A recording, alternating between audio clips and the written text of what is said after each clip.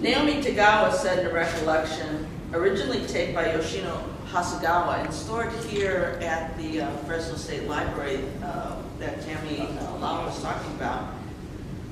She said, we found hay mattresses, basically a mattress cover filled with hay, so we used to shake it around so it would be easier to sleep on. After a while, it got very lumpy in spots and it was difficult to break it down. Deborah? Yes.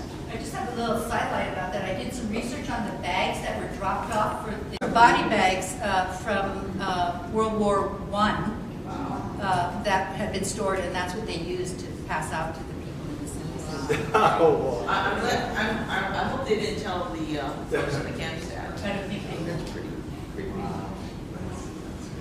This is the story of the Pinedale Mess Hall. Former Pinedale internees retell stories of standing in line to eat.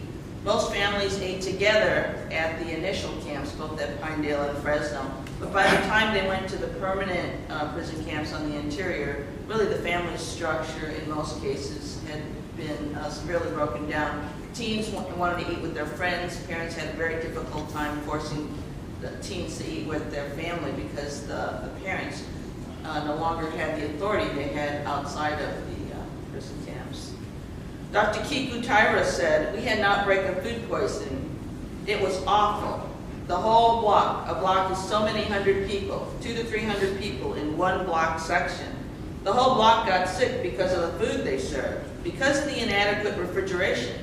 Initially, people thought they were trying to poison us and kill us, but people just got sicker than heck. They found out it was a macaroni salad. I thought some of them were going to die because they were elderly or very young.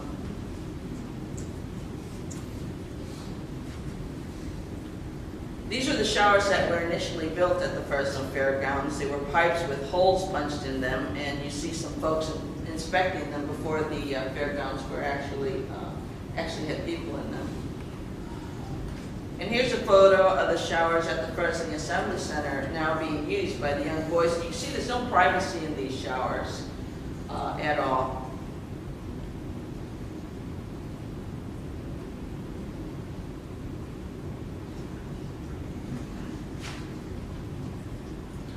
This is a photo of the Pinedale Assembly Center. The notice to evacuate is posted here, and here are the two of the children who were interned at the Pinedale Center.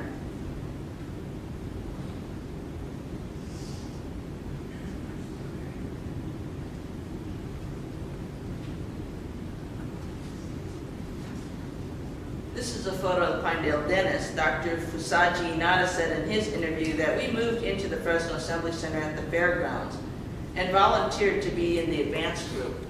Dr. Hashiba, Dr. Taira, Mikio Toshiyuki, a pharmacist, with Dr. Hashiba as the head. We went in to set up the hospital, the dental section, and the pharmacy ahead of the other people. As far as dentistry was concerned, it was very primitive. We never had a chair. We used a plain chair and we fashioned a headrest, and you can kind of see that in this photo.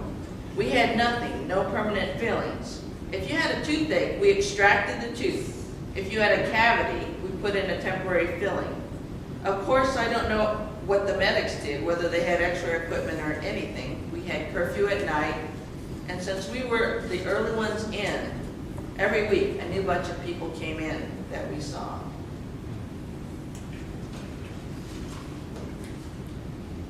This is a photo of Dr.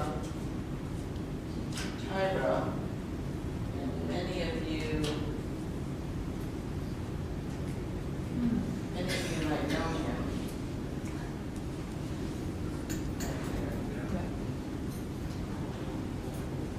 Jun Toshiyuki, who's now in her 90s, tells of her story. She was at the Fresno Assembly Center camp.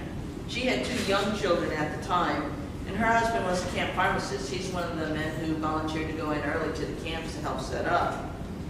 While she was in camp, she had an appendicitis attack. Of course, they didn't have facilities there to deal with her appendicitis attack, so they took her across the street to Fresno County Hospital. At the hospital, she recounts, the doctors and nurses there would not help her because she was a jock. Her husband was frantic. He called back to Dr. Tyra at the Fresno Fairgrounds, and Dr. Tyra asked to be released to go over and conduct the surgery. They would not release him. Fortunately, he had Caucasian friends and doctors in the community that he had known for many years. He called them.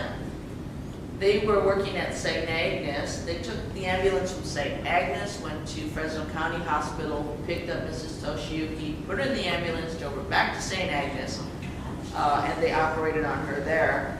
After her surgery was over, thankfully, she survived. She was in the hospital there, but they posted 2 armed guards outside her door. She's all of 4'9", as if she was going to escape. You know, those guys had their rifles with their bayonets. She just thought it was ridiculous.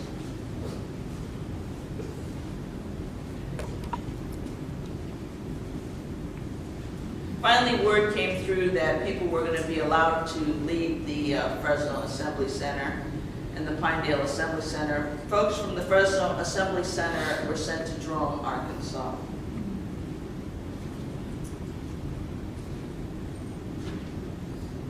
No story would be complete. You know, we had our archenemy, General DeWitt, and so we also have our heroes of the story, the 442nd Regimental Combat Team and the Nisei soldiers. It was a tough decision that had to be made, and some volunteered to serve and others by conscience volunteered not to, and you really couldn't blame them. After all, they'd been put in prison. And yet there was this call that went out asking the Japanese Americans to volunteer from the camps to serve in the U.S. Army. Initially, many of the Japanese American men were labeled 4C, which is enemy alien, even though they were U.S. citizens. Nevertheless, they stepped forward for a lot of different reasons, and I heard a man by the name of Eric Saul speak one time.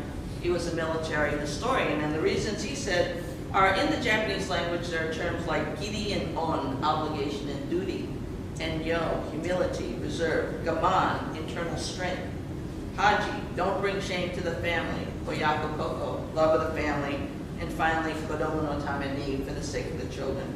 They talk about how these values motivated the Nisei to step forward and volunteer to prove their loyalty to America. Some question why the Nisei would do that, and Eric Saul recalled the story of Wally, who had lost his house and lived in a horse stall at the Assembly Center down on the Santa Anita racetrack.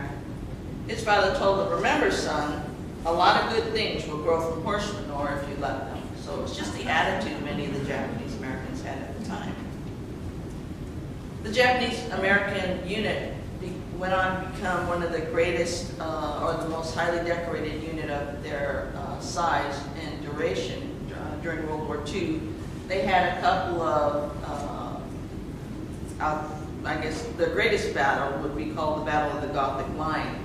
This was a battle where the Gothic Line basically consisted of a mountain range in Italy that led to the Po Valley, Austria, and finally into Germany. It was one of the best defended hills by the Germans, with 88 cannons, over 2,300 machine gun nests in interlocking and fortified positions. For 6 months, 2 infantry divisions of the Army with 30,000 men were not able to break through this line. The 442nd was called in. The plan was to scale the side of the mountain, almost 3,000 feet straight up. Soldiers were told that they fell to their death, don't shout out or you'll alert the enemy and everyone else will be in jeopardy. Several men did fall and they did not shout. They climbed for 8 hours at night in the dark, and at daybreak they hit the line. These 2,500 men took key positions which broke the Gothic line in 32 minutes. It's unbelievable.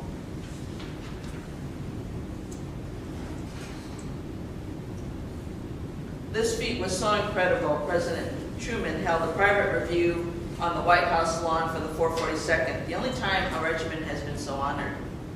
President Truman stated, on behalf of America, I can't thank you enough. You've not only fought the enemy, you've fought prejudice and you've won. He went on to challenge the soldiers to make the Constitution of the United States stand for what it really meant, justice for all the time. I'm going to skip a